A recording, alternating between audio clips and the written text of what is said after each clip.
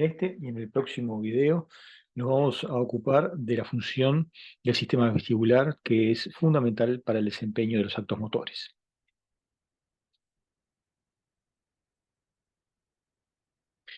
El equilibrio se define como el mantenimiento de la posición estable. El mismo es esencial para coordinar las respuestas motoras, los movimientos oculares y la postura. Para alcanzar dicha condición, el sistema requiere de información visual, propioceptiva, vestibular y de la superficie corporal. Es decir, eh, hay una integración de múltiples modalidades sensoriales para alcanzar el mantenimiento estable de la postura, lo cual será esencial, entre otras cosas, para la percepción consciente de la posición del cuerpo, para la ejecución, perdón, para la correcta selección de las estrategias motoras, para el control de los músculos extrínsecos del ojo, es decir, el control oculomotor, para el control de la postura en general, sobre la cual se van a desempeñar las distintas tareas. De estas modalidades sensoriales, la función del sistema vestibular es especializada en la detección de la posición dinámica y estable de la cabeza. El sistema vestibular consiste de receptores sensoriales que se encuentran en el oído interno.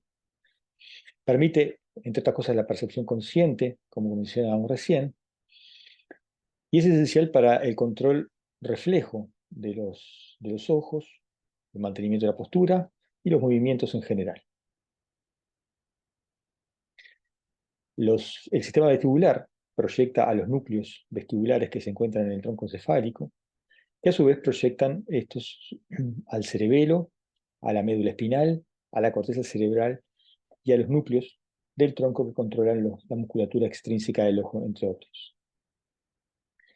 El sistema vestibular está formado por dos divisiones, podríamos decir, los órganos otolíticos y los canales semicirculares. Y los órganos otolíticos son estos sacos, y los tres canales semicirculares que se encuentran acá.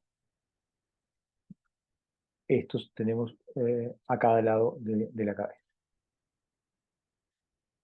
Como les mencionábamos, los órganos otolíticos aquí tienen esta forma de sacos, son el utrículo y el sáculo. Presentan las llamadas máculas, que vamos a estudiar de qué se trata, y se especializan en la detección estática de la cabeza y de aceleraciones lineales. Hacia la luz del sáculo y del utrículo, de estos órganos otolíticos, que se encuentra, por supuesto, llena de endolinfa, hay una porción que presenta el epitelio ciliar, una porción donde encontramos las células ciliadas, que son en última instancia las que van a hacer la transducción sensorial. El penacho ciliar de estas células no se encuentra directamente en contacto con la endolinfa, sino que se encuentra inmersa en una sustancia gelatinosa, la cual a su vez contiene pequeños cristales de carbonato de calcio, los llamados otolitos, que le brindan el nombre a los órganos otolíticos. La función de los otolitos es proporcionarle masa al sistema para producir la deformación de los penachos de las células ciliadas. Los receptores en última instancia, como digo, son las células ciliadas, que son similares a la de la cóclea, con la diferencia de que presentan un quinocilio verdadero.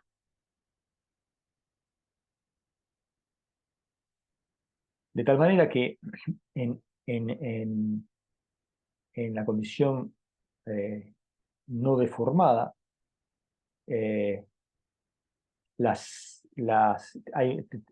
células ciliadas presentan un nivel medio de despolarización, lo que produce una descarga tónica de neurotransmisor sobre la aferente primaria, lo cual produce la llamada descarga tónica, es decir, una descarga basal de relativamente baja frecuencia. La deformación del penacho ciliar en el sentido del quinocilio, llamado eje o sentido de polaridad, produce la despolarización por un mecanismo, el mismo mecanismo que se estudió en la cóclea, un incremento de la liberación de neurotransmisor a nivel de la sinapsis epitelioneural y la consiguiente incremento de la frecuencia de descarga del aferente primario. En cambio, la deformación del penacho ciliar en el sentido opuesto al quinocilio, es decir, en el sentido opuesto al de polaridad, produce la hiperpolarización del potencial de membrana de la célula ciliada y la reducción de la liberación de neurotransmisor en condiciones basales, es decir, la reducción entonces de la frecuencia de descarga de las aferentes primarias. En este sentido, entonces, en su condición no perturbada, las células ciliadas se encuentran, digamos, en la mitad de su rango dinámico, siendo capaces de detectar modificaciones o deformaciones de su penacho ciliar en ambos sentidos. Como fue mencionado, los órganos otolíticos consisten del utrículo y del sáculo. La mácula utricular se encuentra dispuesta en un plano horizontal, cuando la cabeza está en posición erguida normal, y la disposición de las células ciliadas de acuerdo a sus direcciones de polaridad no es aleatoria.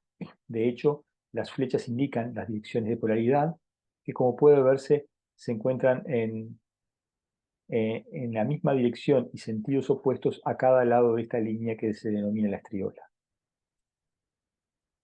Algo similar ocurre con la mácula del sáculo, a diferencia que esta mácula se dispone en un plano vertical cuando la cabeza está erguida en posición normal. Es decir,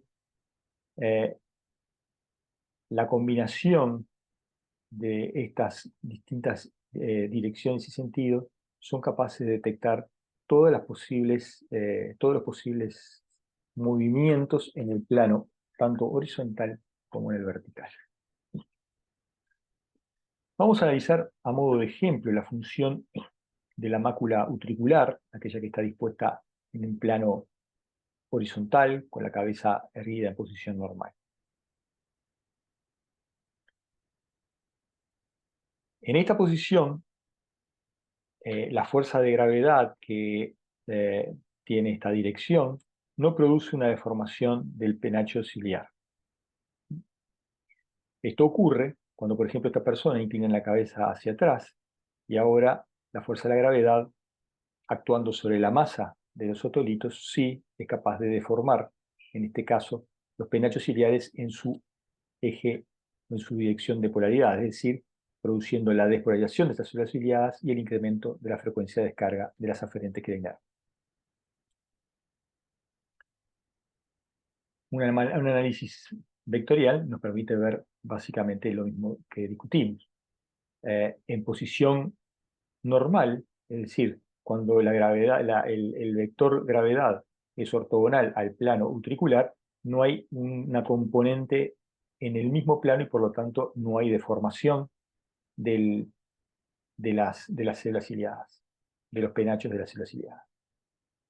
La inclinación de la cabeza hacia atrás ahora produce la aparición de una componente vectorial en el plano de la mácula utricular, y esto es lo que produce la deformación. Esta fuerza es la que produce la deformación de los penachos de las células ciliadas. Lo opuesto ocurre cuando esta persona inclina la cabeza hacia adelante y por lo tanto, en este caso, la deformación sería en el sentido opuesto. Hay que recordar que, como está indicado acá, cada posición está señalizada por la deformación en un sentido y en el sentido opuesto por las células que están dispuestas en la misma dirección a cada lado de la estriola. Es decir, los órganos otolíticos informan acerca de la posición de la cabeza en el espacio a través de la detección de aceleraciones lineales, típicamente la fuerza de gravedad.